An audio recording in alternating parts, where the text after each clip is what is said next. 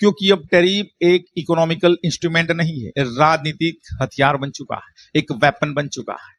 चीन से लेकर यूरोप तक और अमेरिका से लेकर भारत तक टैरिफ के जरिए अब अर्थव्यवस्था की जंग लड़ी जा रही है।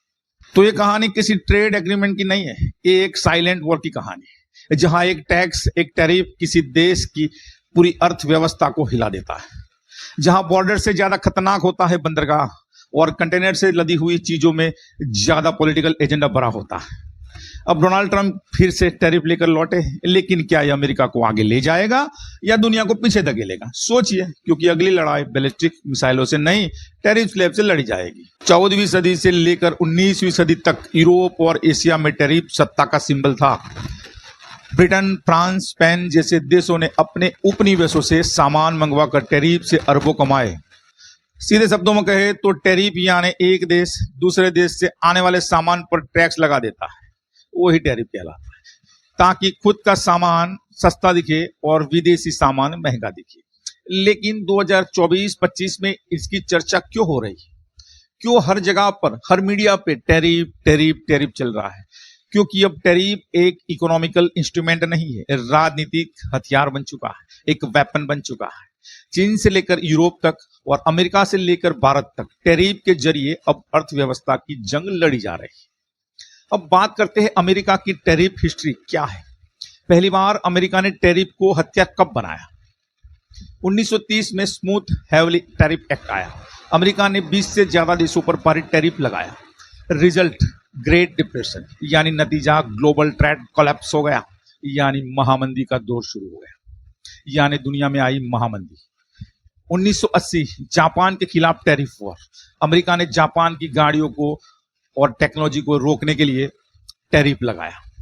2018 में डोनाल्ड ट्रंप का टैरिफ युद्ध। चीन से 550 अरब डॉलर के आयात पर भारी भरकम टैरिफ लगाया। स्टील, एल्यूमिनियम, टेक प्रोडक्ट्स और सोलर पैनल्स सब टारगेट। सेक्शन 232 और 301 का खुला खेल।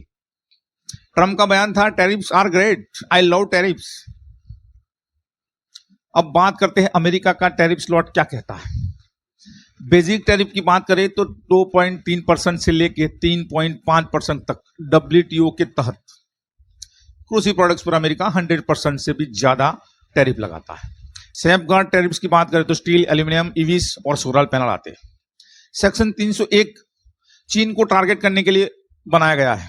स्पेशल टूल है, चीन को टारगेट करता है सेक्शन 301 अमेरिका में। अब ट्रंप सरकार ने रेसिप्रोकल टैरिफ का नया कार्ड खेला है। अगर तुम हमारे सामान पर 20% टैक्स लगाओगे तो हम भी तुम्हारे माल पर उतना ही टैक्स लगाएंगे। यही खेल आज ट्रंप दुनिया के सामने खेल रहे हैं। सुनने में तो न्याय लगता है, लेकिन इसका असली असर क्या पड़ता है? बहुत ही खतरनाक असर है इसका। पहला असर आपकी जेब तक, आपके घर तक और आपकी किचन तक पड़ेगा। महंगाई। टैरिफ का सबसे पहला वार आपकी जेब पर होता है। मोबाइल, इलेक्ट्रॉनिक्स, कारें सब महंगी हो जाएंगी। एमएसएमई और किसान को चोट लगेगी। जब चीन या यूरोप जवाबी टैरिफ लगाते हैं तो अमेरिका के किसान, टेक्सटाइल और स्मॉल बिजनेसमैन तबाह हो जाते हैं, और वो 1980 में देखा गया है। बड़ी कंपनियों को लॉटरी लगती है। जिन कंपनियों की लॉबी पावर है वो ही टैरिफ पॉलिसी तय कर लेती है, मतलब पब्लिक के नाम पर प्राइवेट फायदा, बड़ी बड़ी कंपनियों। चौथा, ग्लोबल सप्लाई चेन टूटती है। अमेरिकी टैरिफ वॉर से भारत जैसे देशों को भी नुकसान होता है, क्योंकि सप्लाई चेन स्लो हो जाती है और ट्रेड अनसर्टिनिटी बढ़ती है, यानी दुनिया में मंदी का दौर चालू हो जाता है। अब बात करते हैं भारत का टैरिफ स्लॉट क्या कहता है। भारत का टैरिफ स्लॉट 2024 तक का पूरा खेल हम समझते हैं। औसतन टैरिफ, एवरेज बाउंड टैरिफ औसतन 13% से लेकर 18% तक है, लेकिन कुछ सेक्टर्स में यह 70 से 100% तक भी पहुंच जाता है, जैसे शराब, तंबाकू, लग्जरी गाड़ियां। भारत WTO का मेंबर है तो उसने एक सीमा तय कर रखी है, लेकिन हकीकत में ज्यादा टैक्स वसूले जाते हैं भारत में भी। प्रमुख टैरिफ कैटेगरीज की बात करें तो कृषि उत्पाद, एग्रीकल्चर गुड्स, सबसे ज्यादा प्रोटेक्शन उन्हें मिलता है भारत में। 40 से 100% तक टैरिफ आम बात है, खासकर चाय, कॉफी, दूध, गेहूं जैसी चीजों पर। जो बाहर से ये चीजों आती है तो उसके ऊपर 40 से 100% तक टैक्स लगता है। अब आती है electronics item, mobile parts, laptop, solar panels, इसमें लगता है 10 से 20% तक का basic custom duty. Make in India को बढ़ावा देने के लिए इंपोर्ट पर भारी tax, automobile sector imported car 60 से 100% तक टैरिफ लगा देती है। ईवी पर कुछ रियायतें हैं, लेकिन चीन से आने वाली ईवीज को लेकर सख्ती है भारत में। इंफ्रास्ट्रक्चर और रॉ मटेरियल्स की बात करें तो स्टील, सीमेंट, केबल, केमिकल्स पर 5 से 15% तक, कभी कभी एंटी डंपिंग ड्यूटी भी लगती है। भारत का टैरिफ का मकसद क्या है? तो हम बात करें तो घरेलू उत्पाद को सुरक्षा देना, यानी घरेलू उत्पादन को प्रोटेक्शन देना, राजस्व जुटाना। भारत की कमाई का 15% से ज्यादा हिस्सा कस्टम ड्यूटी से आता है। चाइना जैसी अर्थव्यवस्थाओं को कंट्रोल करना, आत्मनिर्भर भारत अभियान को मजबूती देना। अब विवाद क्या है भारत के टैरिफ को लेकर? अमेरिका और यूरोपीय यूनियन बार बार भारत पर हाई टैरिफ नेशन होने का आरोप लगाते हैं। WTO में भी कई बार भारत की टैरिफ नीतियों को चैलेंज किया गया है और ये बात सत्य है। भारत कहता है कि हम विकासशील देश है, हमें अपने किसानों और MSMEs को बचाना है, इसीलिए हम आपके ऊपर टैरिफ थोड़ा ज्यादा लगाते हैं और ये बात सत्य है। लेकिन WTO के नियम अनुसार कुछ अमीर देशों को टैरिफ कम लगाने की रियायत बरती गई है।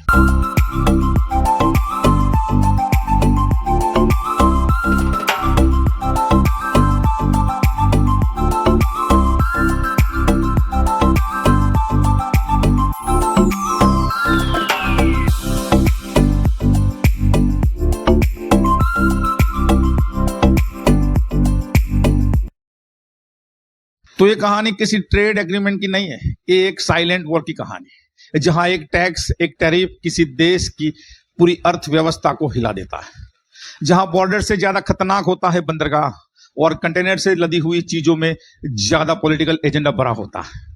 अब डोनाल्ड ट्रंप फिर से टैरिफ लेकर लौटे, लेकिन क्या ये अमेरिका को आगे ले जाएगा या दुनिया को पीछे धकेलेगा? सोचिए, क्योंकि अगली लड़ाई बैलिस्टिक मिसाइलों से नहीं, टैरिफ स्लैब से लड़ी जाएगी। तो मित्रों, वीडियो कैसा लगा आपको? अगर अच्छा लगा तो लाइक कीजिए और चैनल को सब्सक्राइब कीजिए। मिलते हैं अगले वीडियो में, तब तक के लिए जय हिंद।